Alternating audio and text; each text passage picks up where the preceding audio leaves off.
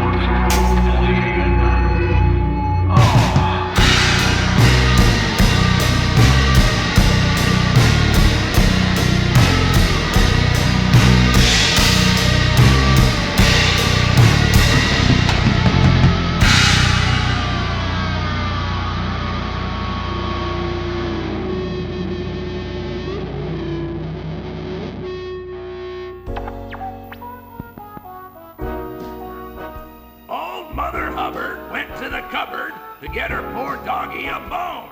But when she got there, her cupboard had bear, which kind of meant she had a humongous bear problem.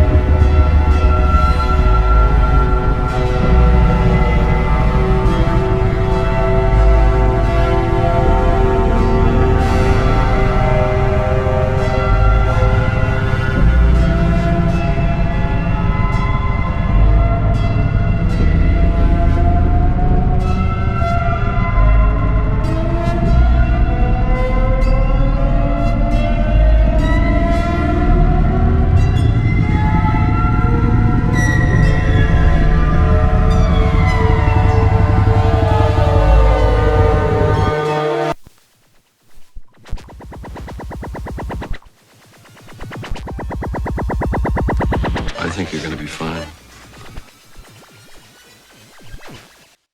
Freddy? Freddy! Fred! Ah! I think I see him. He's right over here.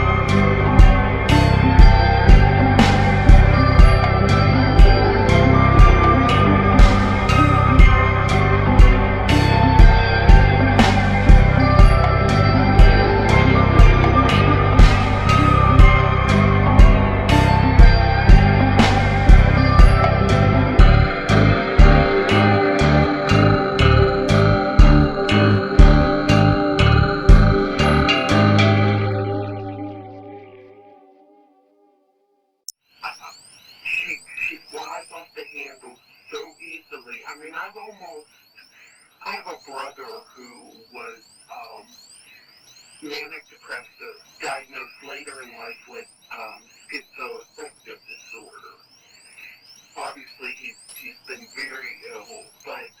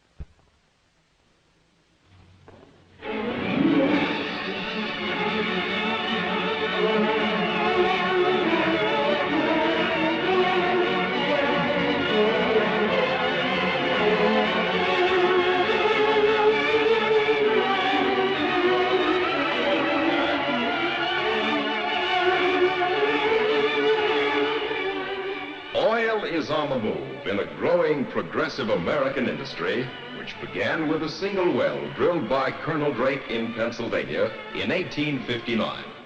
Today, nearly 1.5 million wells have been drilled in the United States.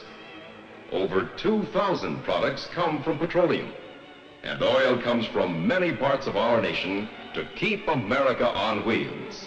Yes, oil is on the move.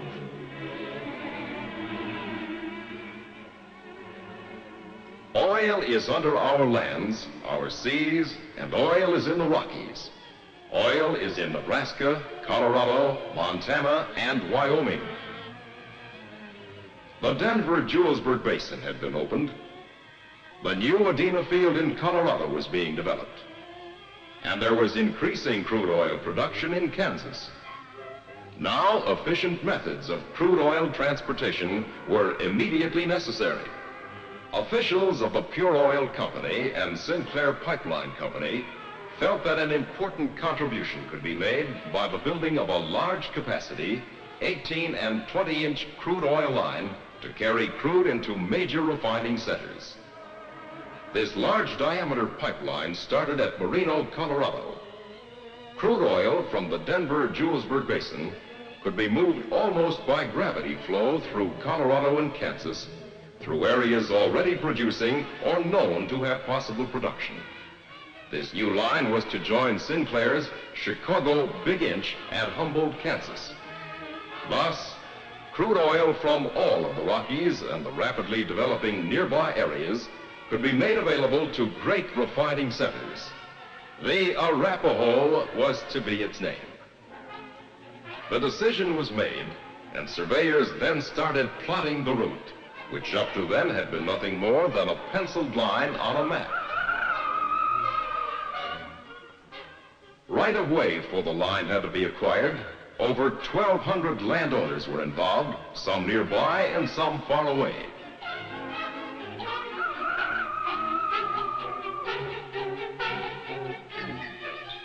Rivers had to be sounded, currents measured, and the methods of crossing determined. More than 79,000 tons of high-tensile, carefully tested steel pipe and casing had to be fabricated in steel mills and delivered along the route of the line. Many pipe yards at convenient points had to be established in Colorado and Kansas. Each one had to be handy to the spreads or crews working the area. There were actually 5 separate construction spreads or operating areas over the length of the Arapahoe. All kinds of terrain, from the Flint Hills of Kansas to rich prairie soil, had to be prepared for ditching. Access gates along the entire construction route had to be cut into the regular fencing to allow for the movement of men and machines.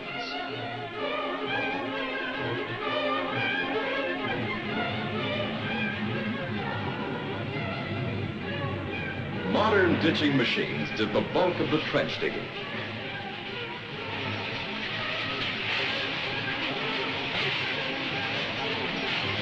Most of the route of the Arapahoe was across soft, loamy soil that was placed neatly on the offside of the ditch so that it could easily be replaced after the pipe was laid in. With construction beginning late in August and operation of the Arapahoe hoped for by December, all phases of construction, including the delivery station at Humboldt, had to begin almost simultaneously. When the land became slightly rocky or a bit on the ledgy side, the backhoes took over from the ditching machines.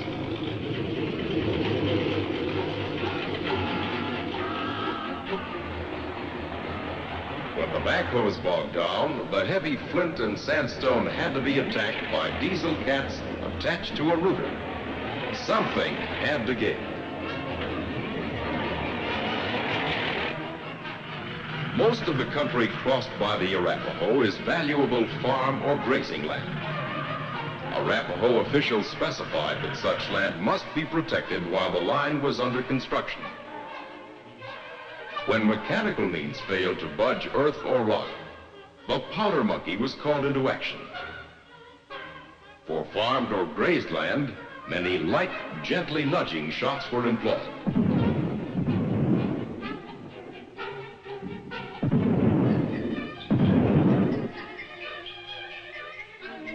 For land not so used, fewer and larger charges.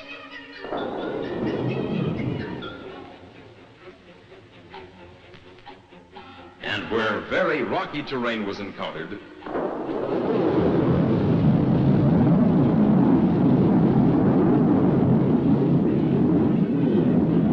a big one generally did the job. Rarely did the path of the Arapaho pass near established routes of travel.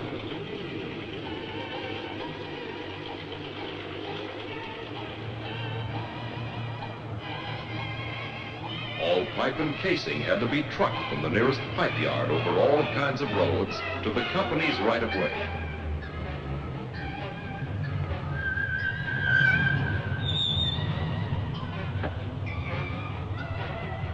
Many of the workmen on this gigantic job of pipeline construction came from communities near the route of the Arapaho.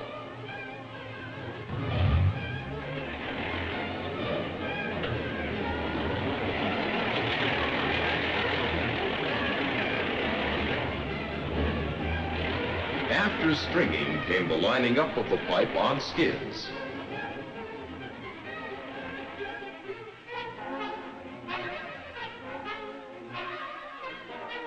The direct path of the Arapaho took it under or over all kinds of obstructions. Under was the order for a place in Kansas where the trunk lines of a railroad paralleled a federal highway.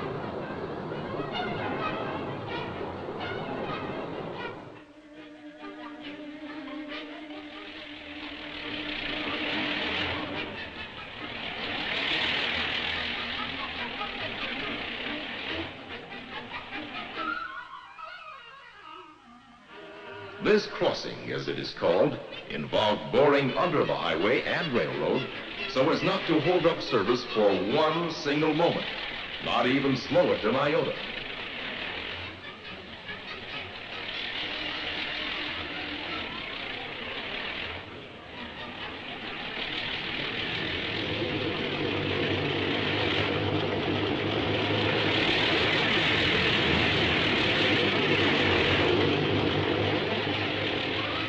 After the proper boring was completed, the casing which carried the auger remained in the opening made under the obstruction as protection for the line carrying the crude oil. It was a tough, ticklish job that involved many men and machines working smoothly with one another.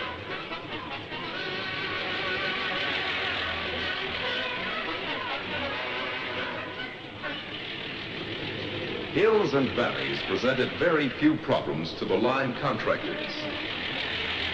In order that the pipe fit into its tailor-made trench, it had to be bent to conform with the slope of many a hill.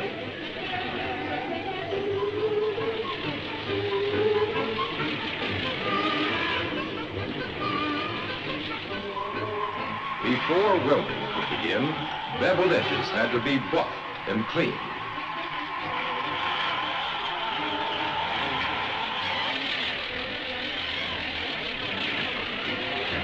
Pulling the line of clamps into place was another exacting operation.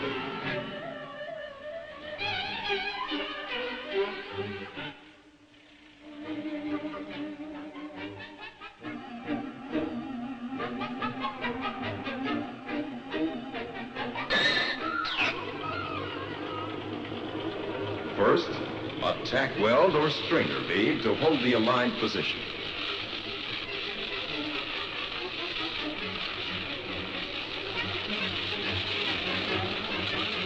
Then a filler weld or first pass, actually a weld over a weld, almost half the thickness of the pipe. Each welder's working number was stamped on the welds he made. Then preparation for the windup of the welding operation. The final or cap weld actually stands a bit above the level of the pipe.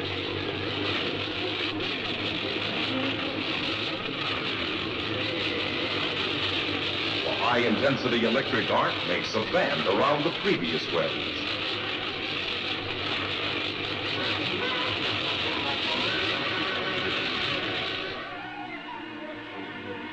So that no invisible flaws would remain to weaken a weld, thousands of welds along the Arapaho were X-rayed shortly after they were finished.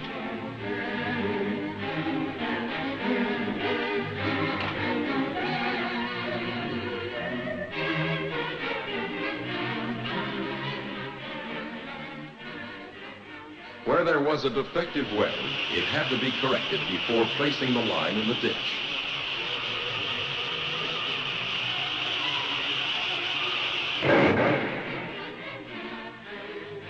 Once all welds had been X-rayed, inspected, and accepted, the line was made ready for an operation that would extend its life for at least half a century. The cleaning and brushing machine first removed all rust and foreign particles and was immediately followed with a prime coat of asphalt for additional protection from the ravages of moisture, cold, and heat. Then followed the flexible, nimble-fingered wrapping machine, applying another generous coat of asphalt, and in the same operation, completely covering the line with a specially prepared asbestos felt wrapping. Thus, many years were added to the life of the line through the prevention of corrosion.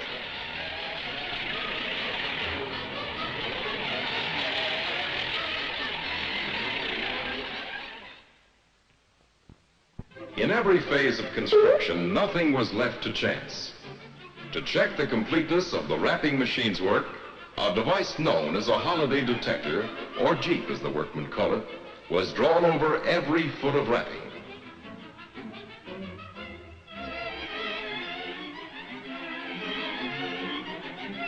Where defects in coating were found, they were repaired by hand.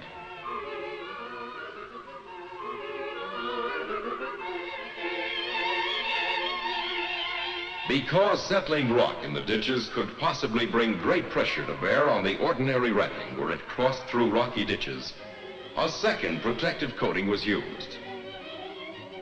Called a rock shield, it was applied by hand. Bound with steel straps,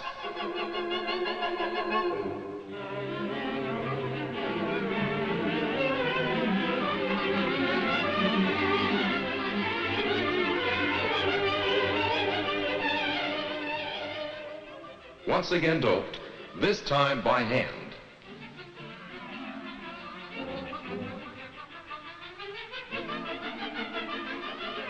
At intervals dictated by the engineering staff, electrolysis test connections were installed with thermal welds.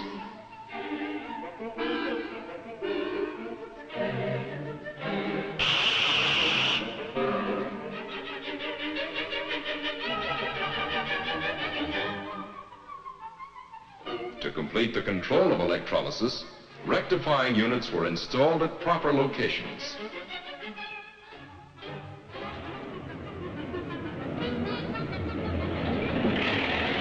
Dry washes and creeks, which were known to have a history of flooding, were treated as though they flowed year-round. Huge concrete riverways, weighing more than half a ton each, were placed in calculated intervals throughout the actual crossing area. This was done because flash floods have a way of deepening channels, and the additional weight provides negative buoyancy to keep the line from floating and washing out.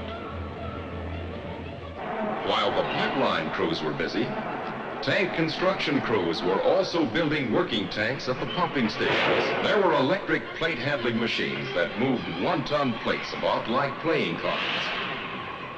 Hydraulic plate alignment devices that did the work of 5 men.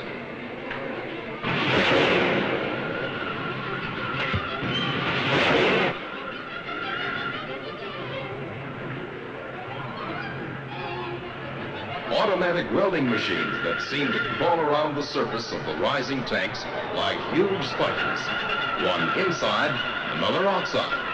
Their operators connected by intercom systems. These and many other construction marvels all combined at Merino Station to produce 3 huge working tanks, each with a capacity of over 5 million gallons of crude oil.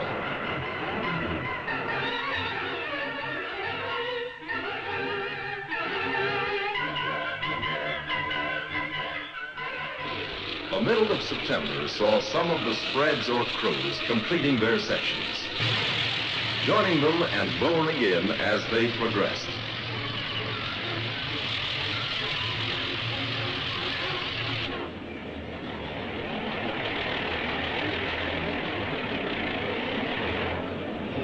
The early part of October saw temporary pipe bridges built for the blasting crews.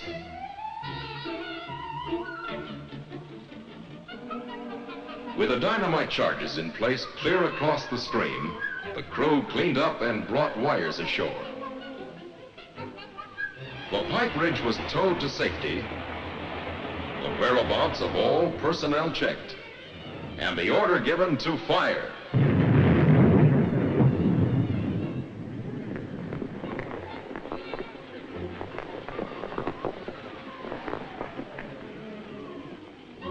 Drag lines removed the mud and rock from the blasted underwater ditch.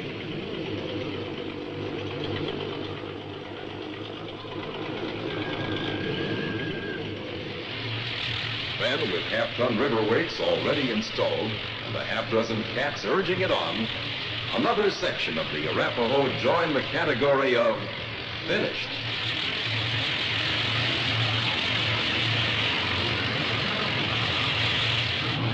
When other pipelines cut across the path of the Arapahoe, the line was installed at least 2 feet below the existing carrier.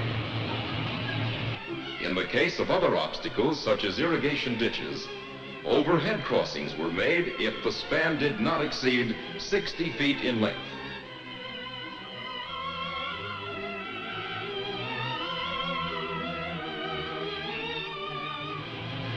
The chill of fall was felt when the final backfilling took place.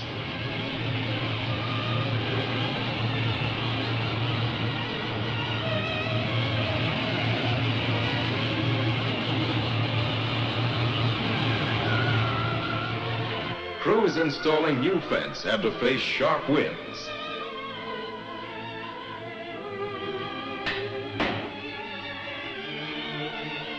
The chilly hand of Jack Frost was seen in the fields of eastern Kansas, where but a few short weeks ago, both men and machines had been.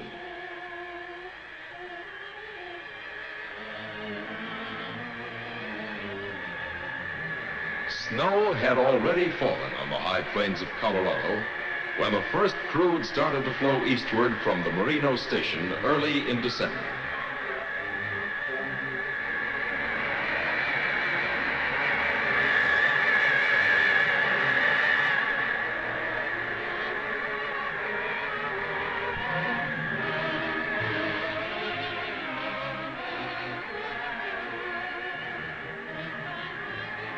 The Arapahoe today represents an up-to-the-minute example of engineering skill, design, and construction in modern pipeline practice.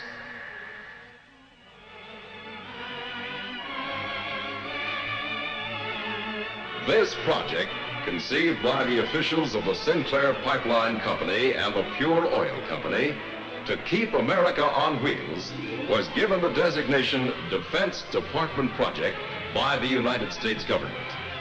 It stands ready and available should needs of war arise. It makes available to the refining centers vast quantities of crude oil. How fitting then that it should be named after a brave group of Native Americans, the Arapahoe.